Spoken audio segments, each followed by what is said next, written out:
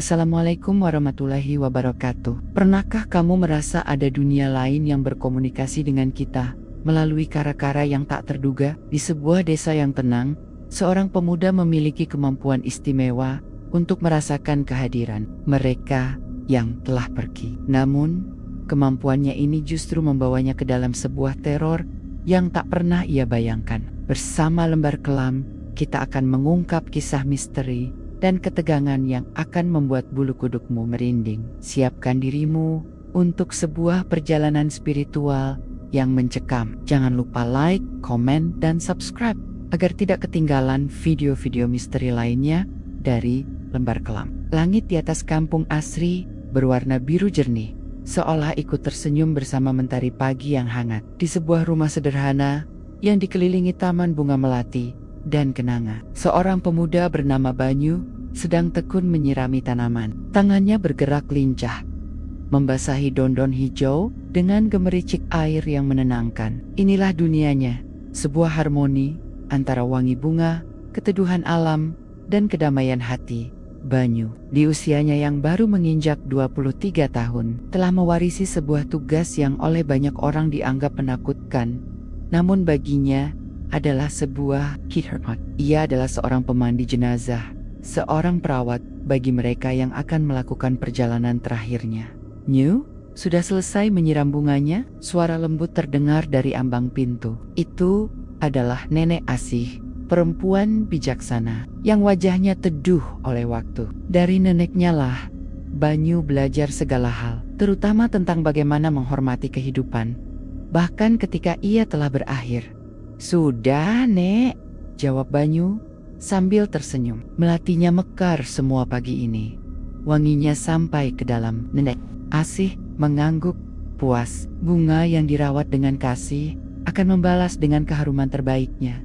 Sama seperti tugasmu, Cu. Prinsip itulah yang selalu Banyu pegang. Baginya, ruang pemulasaran di samping rumah mereka bukanlah tempat yang menyeramkan. Itu adalah tempat suci, bersih, dan selalu tercium wangi bunga segar, bukan anyir kematian. Di sanalah ia menjalankan tugasnya, sebuah jembatan penghormatan terakhir dari dunia yang fana. Belum lama mereka berbincang. Seorang warga datang dengan napas sedikit terengah dan wajah yang muram. Banyu, Mbah Suroso. Beliau sudah tidak ada, ucapnya pelan. Tidak ada keterkejutan berlebih di wajah Banyu maupun Nenek Asih. Mereka menerima kabar itu dengan anggukan penuh pengertian. Mbah Suroso sudah sangat sepuh dan sering sakit-sakitan. Kepergiannya adalah sebuah kepulangan yang damai. Kami akan segera ke sana, kata Banyu dengan tenang. Dengan sigap, ia masuk ke dalam ruang pemulasaran. Bukan dengan perasaan gamang, melainkan dengan khidmat. Ia menyiapkan segala keperluan, kain-kain putih yang bersih, gayung dari tempurung kelapa, wewangian dari daun pandan dan jeruk purut, serta ember berisi air yang telah ditaburi kelopak, mawar, dan melati dari tamannya sendiri. Setiap gerakannya adalah sebuah ritual, sebuah doa tanpa kata. Saat jenazah Mbah Suroso tiba, Banyu menyambutnya dengan tatapan penuh hormat. Ia melihat bukan sebagai jasad, melainkan sebagai sosok yang pernah hidup, tertawa, dan dicintai. Dengan kelembutan luar biasa, ia memulai tugasnya. Nyuwun sewu, Mbah. Saya bantu membersihkan. Nih, semoga perjalanan Mbah dilapangkan, bisiknya lirih. Sebuah ucapan yang selalu ia lantunkan untuk menenangkan bukan hanya arwah yang berpulang, tapi juga hatinya sendiri. Air wangi bunga itu ia siramkan perlahan dari ujung kepala hingga ujung kaki. Tangannya membersihkan dengan penuh perhatian, seolah sedang merawat orang tuanya sendiri. Tidak ada raut jijik atau takut, hanya ada fokus dan ketulusan. Nenek Asih mengawasinya dari kejauhan. Hatinya lega melihat cucunya menjalankan amanah itu dengan begitu baik. Setelah semua prosesi selesai dan jenazah Mbah Suroso telah dibalut kain kafan dengan sempurna, wajah almarhum tampak begitu damai, seolah tersenyum dalam tidurnya. Keluarga yang ditinggalkan tak henti-henti nia berterima kasih pada Banyu. Terima kasih banyak, Banyu.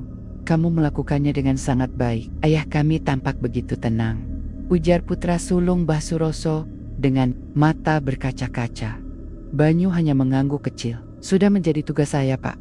Semoga almarhum diterima di sisinya. Sore itu, setelah jenazah diberangkatkan ke pemakaman, Banyu kembali ke ruang pemulasaran. Ia membersihkan setiap sudutnya hingga tak ada sisa air atau kelopak bunga. Aroma kapur berus dan pandan masih menguar lembut di udara. Ia menatap balai pemandian yang kini kosong dan bersih, merasakan kelegaan dan kepuasan batin. Tugasnya hari itu telah selesai dengan sempurna. Malam pun tiba, membawa serta nyanyian jangkrik dan kerlip KUNANG Kunong. Di taman, Banyu duduk di beranda bersama neneknya, menikmati teh jahe hangat. Semua terasa persis seperti hari-hari lainnya, damai, tenang, dan teratur. Ia sama sekali tidak tahu bahwa kedamaian itu akan segera diuji, dan malam yang tenang ini adalah yang terakhir untuk waktu yang lama. Kedamaian itu ternyata memang tidak bertahan lama. Fajar baru saja menyingsing keesokan harinya ketika ketukan panik di pintu depan merenggut Banyu dari tidurnya. Berbeda dari kemarin, ketukan ini terdengar tergesa-gesa, membawa aura kecemasan. Yang di depan pintu, Pak RT berdiri dengan wajah pucat dan napas yang tak beraturan. "Banyu, gawat Nyu," ucap Pak RT. Suaranya bergetar. Pak Tirtayasa meninggal dunia. Jantung Banyu seolah berhenti sejenak. Pak Tirtayasa, sosok yang kemarin sore masih menyapanya dengan tawa renyah saat ia pulang dari pasar. Kakek baik hati yang selalu membagikan hasil panen rambutan kepada anak-anak kampung. Rasanya mustahil meninggal. "Bagaimana bisa, Pak?" tanya Banyu tak percaya. Tadi pagi ditemukan istrinya di kursi teras. Sepertinya tertidur saat membaca koran semalam. Tapi beliau tidak bangun lagi. Jelas Pak RT.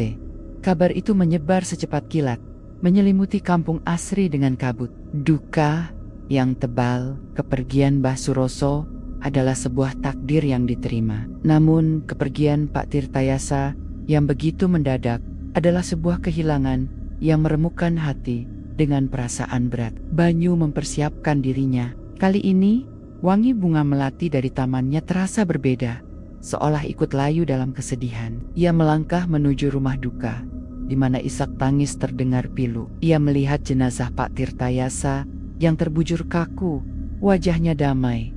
Namun kepergiannya meninggalkan luka yang dalam bagi keluarga. Seperti biasa, Banyu menjalankan tugasnya dengan penuh hikmat. Ia membasuh jasad Pak Tirtayasa dengan air bunga yang paling wangi, membisikkan doa-doa terbaiknya. Ia merasakan duka yang mendalam dari keluarga almarhum dan menyalurkan seluruh empatinya ke dalam setiap sentuhan lembutnya. Setelah prosesi selesai, jenazah Pak Tirtayasa tampak begitu tenang, bersih, dan siap untuk perjalanan terakhirnya. Pemakaman pun berjalan lancar, meski diiringi isak tangis yang tak kunjung reda. Malam itu, Banyu merasa jauh lebih lelah dari biasanya. Kesedihan warga kampung seolah ikut terserap ke dalam tubuhnya. Setelah memastikan ruang pemulasaran kembali bersih dan suci, ia merebahkan diri dan langsung terlelap. Fajar ketiga datang. Banyu terbangun dengan perasaan sedikit lebih ringan. Ia berniat membuka jendela ruang pemulasaran untuk membiarkan sirkulasi udara pagi masuk, sebuah rutinitas untuk menjaga kesegaran ruangan. Ia membuka pintu kayu itu perlahan. Udara pagi yang sejuk menyapanya. Namun, ada sesuatu yang janggal. Matanya menangkap sebuah siluet yang seharusnya tidak ada di sana. Di atas balai pemandian dari batu yang semalam ia gosok hingga bersih, kini terbaring sesosok tubuh yang ditutupi kain. Jantung Banyu berdebar kencang. Mungkin nenek menaruh gulungan tikar di sana, pikirnya. Berusaha menepis firasat buruk yang mulai merayapinya. Dengan langkah ragu, ia mendekat. Semakin dekat, ia semakin yakin itu bukan gulungan tikar. Pencik terlalu manusiawi. Tangannya gemetar hebat saat terulur untuk menyingkap ujung kain itu. Ia menarik napas dalam-dalam, lalu menyibakannya. Waktu seolah berhenti di hadapannya. Terbujur kaku jenazah Pak Tirtayasa. Banyu terperanjat mundur. Punggungnya menabrak dinding dengan keras. Matanya membelalak, tak berkedip. "Itu Tidak mungkin, ia sendiri yang memandikannya kemarin. Ia sendiri yang melihat jenazah itu dimasukkan ke liang lahat. Tapi sekarang, jasad itu ada di sini. Kering, dingin, dan terbaring di atas balai pemandian, seolah menunggunya untuk memulai ritual. Sekali lagi, tidak ada tanda-tanda kekerasan atau keanehan lain. Hanya keberadaannya yang mustahil. Ruangan yang biasanya terasa suci dan menenangkan, itu kini mendadak terasa begitu dingin dan menyesakkan. Wangi bunga telah lenyap, digantikan oleh sunyi yang memekakkan telinga. Kedamaian Banyu telah hancur berkeping-keping, digantikan oleh teror hening yang baru saja dimulai. Teror hening yang baru saja dimulai itu mencengkeram Banyu, membuatnya terpaku di ambang pintu. Napasnya tertahan di tenggorokan. Ia memejamkan mata sejenak, berharap saat membukanya lagi, pemandangan mengerikan itu akan lenyap, hanya sisa dari mimpi buruk. Namun saat matanya terbuka, jasad Pak Tirtayasa masih di sana, diam dan nyata. Dalam kepanikan yang luar biasa, Banyu membuat keputusan cepat. Ia tidak bisa memberitahu siapapun. Mereka akan menganggapnya gila dengan tangan yang masih gemetar. Hebat. Ia menutup pintu ruang pemulasaran rapat-rapat. Untuk kedua kalinya, ia melakukan ritual suci itu sendirian, diiringi debaran jantung yang memalu rongga dadanya. Kali ini, tidak ada lagi ketenangan, hanya ada rasa takut dan kebingungan. Setelah selesai, ia mengurus pemakaman kedua itu secara diam-diam, berdalih kepada juru kunci makam bahwa ada kesalahan prosedur yang harus diperbaiki. Ia berharap semua itu akan berakhir. Namun harapannya sosial. Pagi berikutnya, kejadian yang samatir, jasad itu kembali lagi. Sejak saat itu, dunia Banyu berubah. Siang hari ia lalui dengan kegelisahan. Tatapannya sering kosong dan tubuhnya terasa lesu. Malam hari menjadi siksaan. Ia sulit memejamkan mata. Dan jikapun terlelap, ia dihantui mimpi-mimpi aneh. Bukan mimpi seram, melainkan mimpi tentang sebuah tempat yang gelap dan lembab, diiringi suara tetesan air yang terus-menerus. Setiap pagi, ia terbangun dengan perasaan lebih lelah dari sebelumnya. Lingkaran hitam mulai tergambar jelas di bawah matanya. Perubahan drastis itu tak luput dari perhatian nenek Asih. Suatu sore, saat Banyu hanya menggadak-gadak makanannya tanpa selera, sang nenek duduk di hadapannya. "Ada beban apa di hatimu, Cu?" tanya nenek Asih dengan suara lembut, namun menembus pertahanan Banyu. Banyu tak sanggup lagi menahannya. Air matanya luruh. Ia menceritakan segalanya, dari penemuan pertama hingga mimpi tetesan air yang terus berulang. Ia siap jika neneknya akan menganggapnya sudah tidak waras. Namun, nenek Asih justru menggenggam tangannya dengan erat. "Ini bukan gangguan jahat, Nyu. Ini adalah arwah yang meminta tolong," ujarnya dengan tenang. "Arwah Pak Tirtayasa tidak bisa pergi karena ada urusan dunia yang mengganjal hatinya. Kehadirannya yang terus kembali itu menyerap energimu. Kamu harus mencari tahu apa pesannya sebelum malam ketujuh." Nasihat neneknya mengubah ketakutan Banyu menjadi sebuah tujuan. Ia bukan korban, ia adalah perantara. Tujuannya kini jelas. Ia harus memecahkan teka-teki ini dan menenangkan arwah Pak Tirtayasa.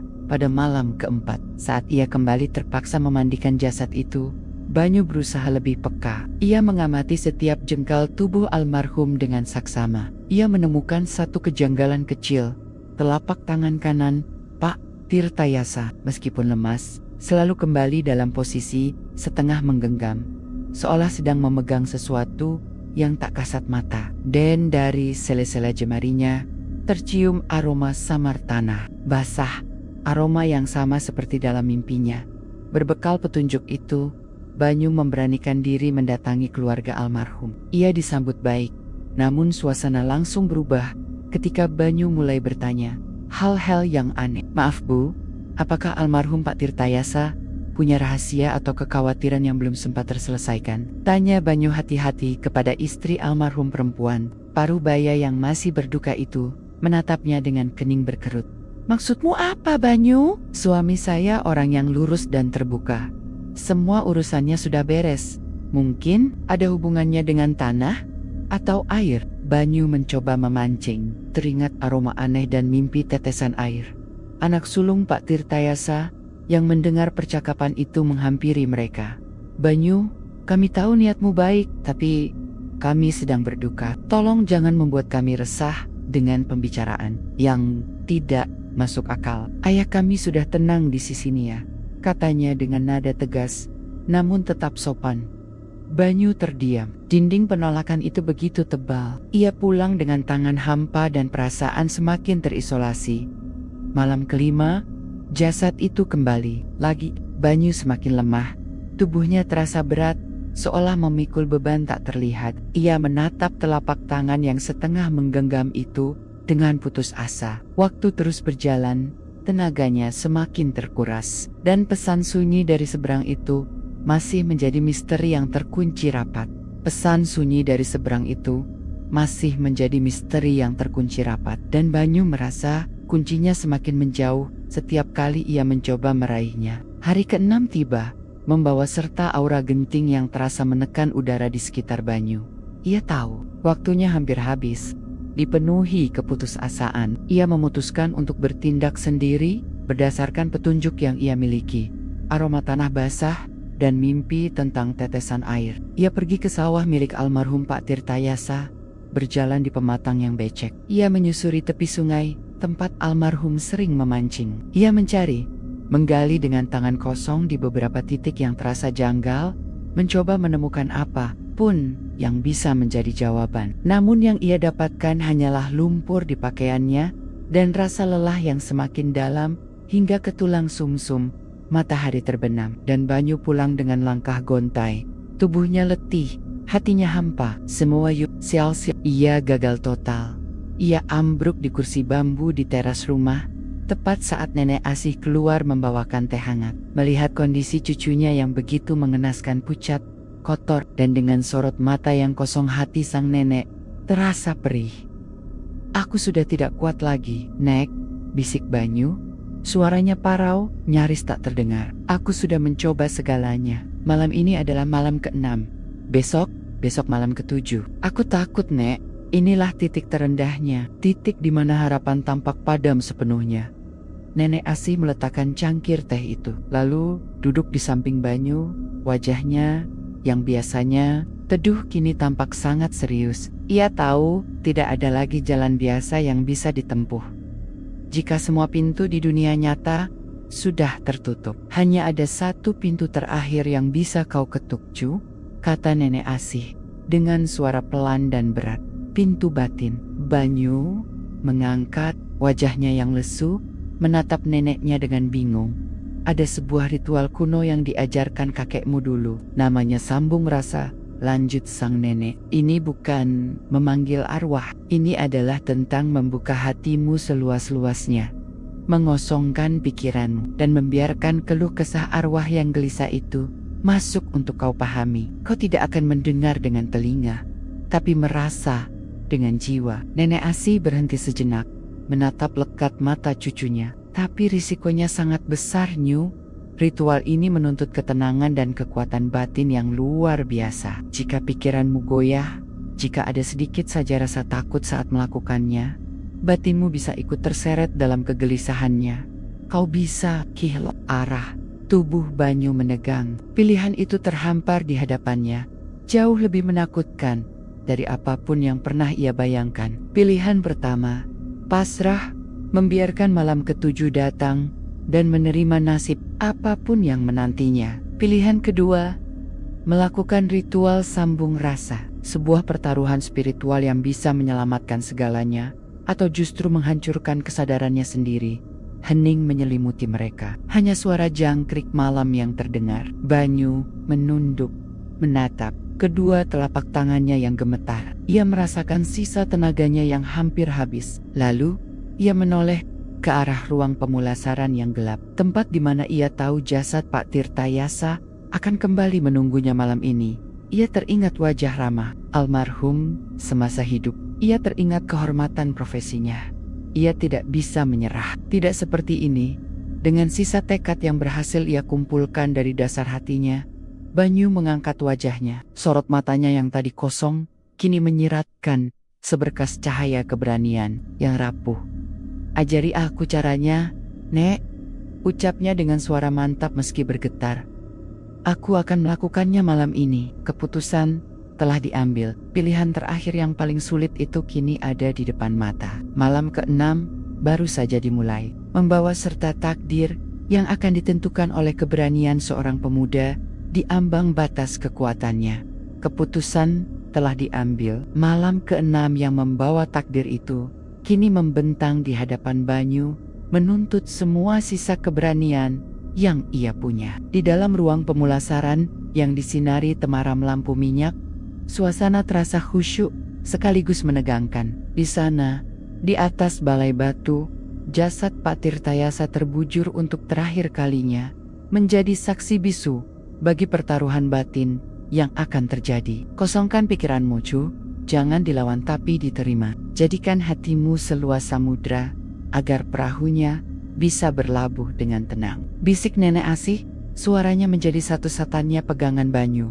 Banyu duduk bersila di lantai yang dingin, memejamkan mata. Ia menarik napas dalam-dalam, mencoba menyingkirkan rasa takut dan lelah yang menggayuti tubuhnya. Ia hanya fokus pada satu niat, untuk mengerti, untuk menolong. Awalnya, yang ia rasakan hanyalah keheningan yang pekat dan dingin. Pikirannya masih berlarian, dipenuhi keraguan. Namun, ia terus mencoba mengingat wajah ramah Pak Tirtayasa, membayangkan kebaikan hatinya. Perlahan, keheningan itu mulai beriak. Banyu merasakan gelombang perasaan yang bukan miliknya menerpa batinnya. Pertama, rasa cinta yang begitu besar pada keluarganya, terutama pada cucu-cucunya. Lalu, perasaan itu berganti menjadi cemas yang luar biasa. Sebuah kekhawatiran yang begitu mendesak hingga terasa sesak. Kemudian, bayangan-bayangan mulai terbentuk di benaknya. Ia melihat tawa riang dua anak kecil yang berlarian di sebuah halaman belakang yang rimbun, lalu pandangannya tertarik pada rumpun pohon pisang. Tersembunyi di baliknya, ada sebuah bangunan kayu tua yang hampir tak terlihat. Penglihatannya menajam, fokus pada kayu-kayu penutup sebuah sumur. Kayu itu tampak lapuk, warnanya pucat, dan permukaannya retak-retak. Saat itulah ia merasakannya, gelombang kepanikan yang dahsyat. Sebuah peringatan tanpa suara. Ia melihat adegan mengerikan dari kayu lapuk itu, yang tiba-tiba ambrol ke dalam kegelapan di bawahnya. Suara tetesan air dari mimpinya kini terdengar jelas, berasal dari dalam sumur itu. Aroma tanah basah yang ia cium dari jemari almarhum adalah aroma tanah lembab di sekitar sumur yang rapuh itu. Semuanya terhubung. Sumur, Banyu tersentak, matanya terbuka lebar, napasnya terenggenga dan keringat dingin membasahi pelipisnya. Ia kembali ke dunianya dengan perasaan lelah luar biasa, namun juga dengan sebuah kepastian. Sumur tua di belakang rumah, bahaya, ucapnya terbata-bata kepada neneknya. Tanpa perlu penjelasan lebih lanjut, Nenek Asih mengerti. Ayesik memapah Banyu yang tubuhnya lunglai untuk berdiri. Dengan sisa-sisa tenaga terakhir, Banyu berlari tertiti-titi di tengah kegelapan malam, dipandu oleh neneknya menuju rumah Pak Tirtayasa. Mereka menggedor pintu dengan panik. Putra sulung almarhum keluar dengan wajah gusar karena tidurnya terganggu. "Banyu, ini sudah keterlaluan," bentaknya. "Sumur tua di halaman belakang," seru Banyu, mencengkeram lengan pria itu dengan tatapan memohon.